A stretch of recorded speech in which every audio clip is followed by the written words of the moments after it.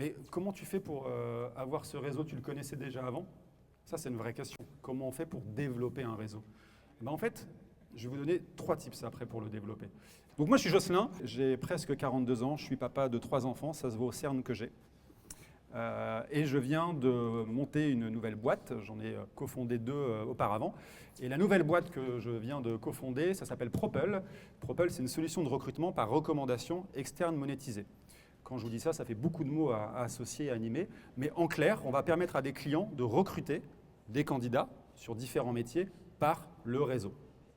Et le réseau, qu'est-ce que c'est? Alors, on dit souvent, Jocelyn, tu as un gros réseau, ce qui en soi ne veut rien dire, puisque je fais moi-même partie de ce réseau. Donc on pourrait plus dire, Jocelyn, tu es connecté, puisqu'on est tous interconnectés les uns aux autres. Ça, c'est plus sur la partie étymologique. Le deuxième sujet qu'on me dit souvent, mais comment tu fais pour avoir ce réseau? Tu le connaissais déjà avant? Ça, c'est une vraie question. Comment on fait pour développer un réseau? Eh ben, en fait, je vais vous donner 3 tips après pour le développer. Et le plus important sera le dernier, ce qui vous oblige à rester jusqu'à la fin.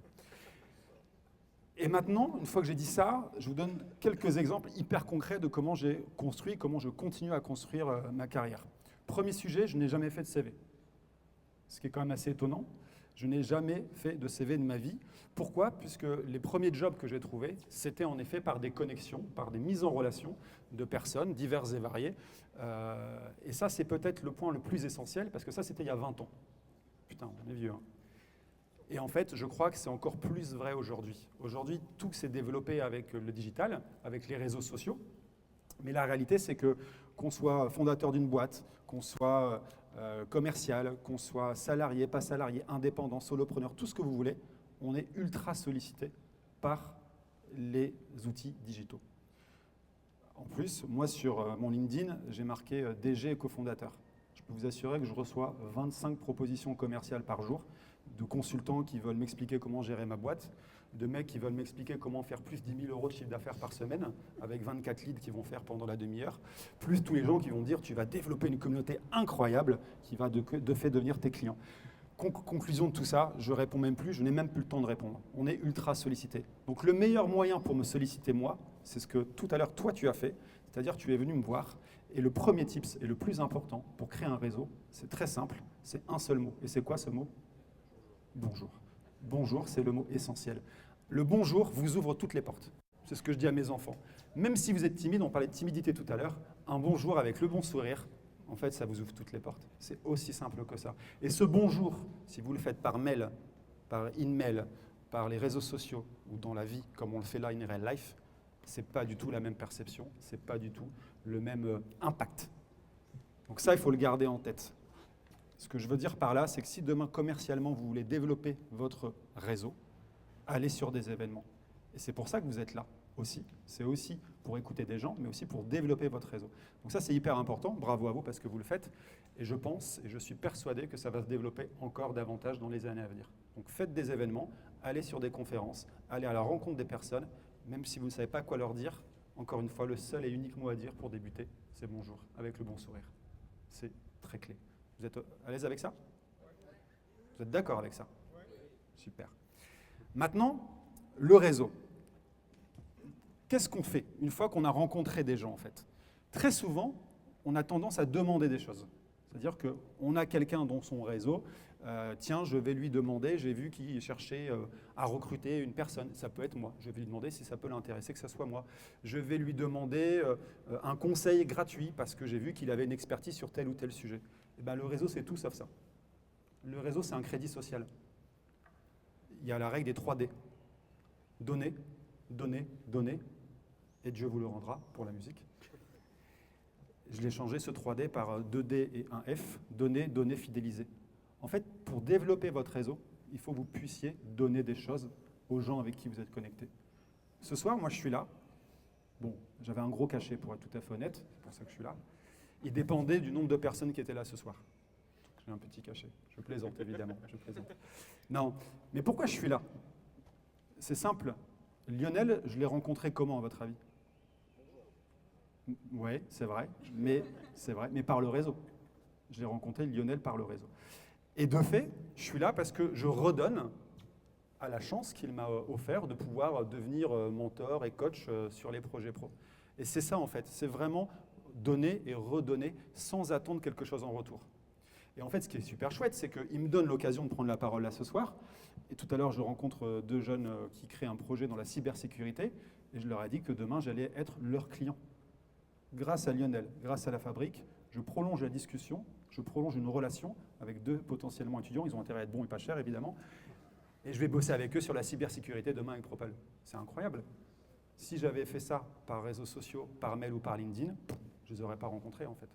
Donc vraiment, pensez à ça, pensez à donner. Et n'attendez pas. En fait, n'attendez rien. Et vous allez voir qu'en fait, ça va revenir, d'une manière ou d'une autre. Je vous donne 3 exemples hyper concrets. J'en parlais tout à l'heure aussi. Je viens de finir une levée de fonds. Aujourd'hui, d'ailleurs. L'argent est sur le compte, c'est magnifique, on peut applaudir parce que je suis très content. Allez, burger général pour tout le monde.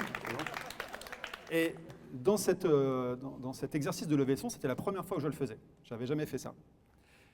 Je m'étais dit, waouh, apparemment c'est hyper compliqué. 2024, c'est très difficile d'aller lever des fonds. La conjoncture n'est pas simple. Les startups, c'est fini. Le côté un peu paillette où on fait 0 € de chiffre d'affaires et puis on va demander 5 millions parce que peut-être que ça marchera. Eh bien, ce qui est hyper intéressant, c'est que j'ai 20 business angels. Dans les 20 business angels, j'ai 18 personnes avec lesquelles j'étais connecté en niveau 1, niveau 2 ou niveau 3. Et ces personnes, sur les 18, je ne leur ai rien demandé. C'est-à-dire qu'à un moment donné, je parlais avec elles à des événements, des discussions diverses et variées. Je leur dis, on va faire une levée de fonds. Et là, elles m'ont dit, je veux en être. Sur ces 18 personnes véridiques, il y a plein de gens avec qui je n'ai jamais eu de relation professionnelle. Par contre, il y en a une ou deux, j'en parlais tout à l'heure aussi, qui un jour m'a dit, Jocelyn, je vais pitcher 4 agences de publicité pour notre futur plan marketing. C'est une très très belle et grosse boîte française que vous connaissez. Et cette personne me dit, est-ce que je pourrais te prendre pour une mission de conseil et que tu m'aides à pitcher les agences? Je lui dis avec plaisir. Elle me dit, c'est quoi ton tarif? Et je lui dis, non, mais je le fais gratos. Enfin, c'est super cool comme sujet en fait. Donc je l'ai fait gratuitement, mais pas dans l'optique d'avoir quelque chose plus tard.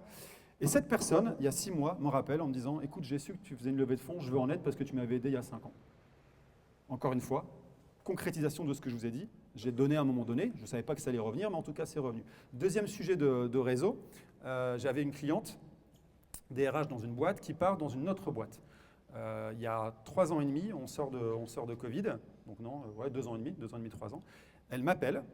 Et elle me dit, écoute Jocelyn, je sais que tu es un pro du marketing digital, ce qui est complètement faux, parce que pas du tout. Alors je faisais bosser des marketeurs, mais ce n'était pas mon expertise. Et elle me dit, mon mari souhaite se réorienter dans le marketing digital. Super pour lui, qu'est-ce que je peux faire pour toi? Elle me dit, oui, tu t'y connais, est-ce que tu pourrais me donner 2-3 conseils? Donc je lui dis, si tu veux, j'échange avec lui, on prend une demi-heure et puis on échange par téléphone. Ah carrément, super, génial, on échange par téléphone. Ça se passe a priori plutôt bien. 1 mois après, elle me rappelle et elle me dit, mais ta femme, elle fait quoi? Parce que je lui avais parlé de mon épouse. Ouais, je suis marié, désolé. Et je plaisante. Et donc je lui dis, ma femme, elle est dans les RH. Elle me dit, je cherche quelqu'un dans les RH, tu pourrais mettre en relation avec elle. Je vous la fais très courte, ma femme est là-bas depuis 2 ans et demi. Donc elle a trouvé son taf, un taf qu'elle kiffe vraiment dans une boîte Bicorp qui est génialissime, grâce au réseau, encore une fois. Et je pense que si je n'avais pas donné, potentiellement, il n'y aurait pas eu ce retour. Donc encore une fois, une concrétisation incroyable. Et puis le troisième élément, c'est le côté commercial. J'ai commencé comme salarié dans une agence de publicité, de communication événementielle, et très vite, j'aspirais à être en direct avec les clients, j'aimais beaucoup ça. Donc il y avait vraiment cette dominante sales. Le sales qui, au passage, est très mal vu aujourd'hui en France. Le sales, tout le monde a l'image de Jean-Claude Convenant. Je ne sais pas si pour les plus jeunes, vous voyez qui est Jean-Claude Convenant, mais le sales, c'est ce qu'il y a de plus important pour moi dans une boîte. Un bon sales, c'est un bon communicant. Un bon communicant, c'est un bon sales. À partir du moment où vous dites bonjour avec un sourire, vous avez ouvert une opportunité business. À chaque fois, c'est comme ça.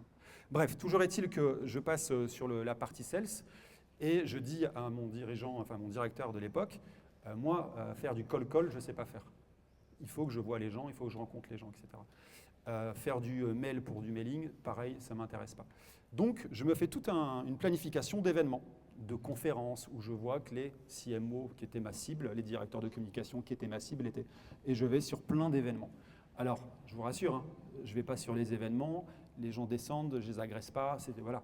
En revanche, ça me permet de voir leur posture, leur gestuelle, leur discours, savoir de quoi ils parlent, parfois leur parler en direct, et parfois leur parler 48 heures après, en leur envoyant là un mail ou un email, et en leur disant « c'était super ce que vous avez dit, je suis très à l'aise », ou à contrario « je ne suis pas du tout d'accord avec ce que vous avez dit », hop, point de contact créé, je ne leur ai rien vendu.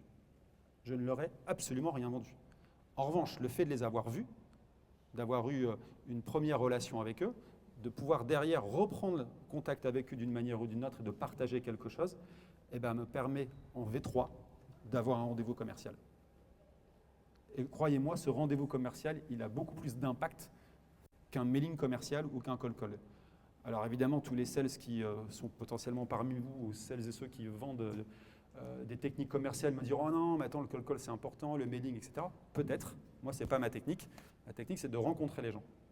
Et croyez-moi que si vous rencontrez des gens à l'ère du tout digital, vous allez faire un saut, mais incroyable. Petite anecdote, pour vous dire aussi comment c'est important. Le présentiel est hyper important. Au mois d'août, je pars en vacances, chaque année. Chaque année, j'écris 40 cartes postales. Ces cartes postales, je les envoie à tous mes clients ou à tous mes prospects. J'écris 3 mots dessus. Qu'est-ce qui se passe? Le client reçoit, il hallucine. Qui envoie encore des cartes postales? On est d'accord? Je ne parle pas de cartes postales numérisées, je parle de vraies cartes postales. Donc il reçoit la carte postale, il hallucine parce que je l'envoie évidemment au bureau, même s'il y a du télétravail, il vient quand même au bureau. Qu'est-ce qui se passe? Il ne la jette pas. Ben non, il ne va pas acheter une carte postale, c'est comme un dessin de son enfant qui rentre de l'école, on ne le jette pas. Moi, je les jette. Bref. Et donc, il met sa carte postale, et de fait, il pense à moi tout le temps sur son bureau parce qu'il me voit. Et croyez-moi ou pas, certains de mes clients me disent cette année, j'ai pas reçu de carte postale. Quand j'oublie. Et du coup, c'est fait exprès, parce que ça permet de remettre le discours sur le sujet. Ça permet aussi de se différencier. La carte postale, c'est un exemple parmi d'autres, mais vous vous différenciez comme ça, et par du présentiel. C'est ultra évocateur de la réussite pour moi commerciale. Et donc tout ça, c'est grâce aux connexions humaines. Maintenant, il y a 2 approches dans le réseau, et donc dans les connexions. Il y a l'approche qui est juste ici que vous voyez. Vous connaissez, a priori, d'accord? Puis après, il y a des gens qui sont là de manière en duo, individuelle, etc. Ça, c'est la première approche du réseau. Quelle est-elle? C'est-à-dire que vous vous regroupez en fonction de vos connaissances, de vos centres d'intérêt, de points qui sont convergents sur qui vous êtes, ce que vous voulez faire. C'est génial, c'est ce qu'on appelle, Martin connaît ça, c'est ce qu'on appelle les prémices d'une communauté. C'est-à-dire que vous êtes regroupés entre vous et donc vous allez former un petit groupe. La Fabrique, c'est aussi une communauté, il y a la communauté La Fabrique. Founders Night, c'est aussi une communauté, je crois. À ne pas confondre avec audience. Les réseaux sociaux, ce n'est pas une communauté, c'est ce qu'on appelle une audience, rien à voir avec une communauté. Donc ça, c'est la première approche où vous allez pouvoir aller intégrer des communautés. C'est top, points communs, métiers, secteurs, activités, loisirs, etc. Et déjà là, vous allez pouvoir générer des opportunités diverses et variées pour vous comme pour vos proches. La deuxième approche, vous ne l'avez pas testée encore, je pense, elle est ultra pertinente, elle vous permet de sortir de votre zone de confort et de créer des nouvelles opportunités. Parce que là, vous êtes entre soi. C'est pas négatif, je vous rassure, je suis aussi dans des communautés. Mais de fait, vous allez forcément avoir les mêmes sujets. Et comment ça s'est passé le méga bootcamp aujourd'hui? C'était génial, Lucille, ton intervention. Et quand est-ce qu'on se revoit pour boire un verre? Et sur le WhatsApp de la Forge de l'aide, qu'est-ce qui va se passer? Etc., etc. Donc les mêmes sujets reviennent.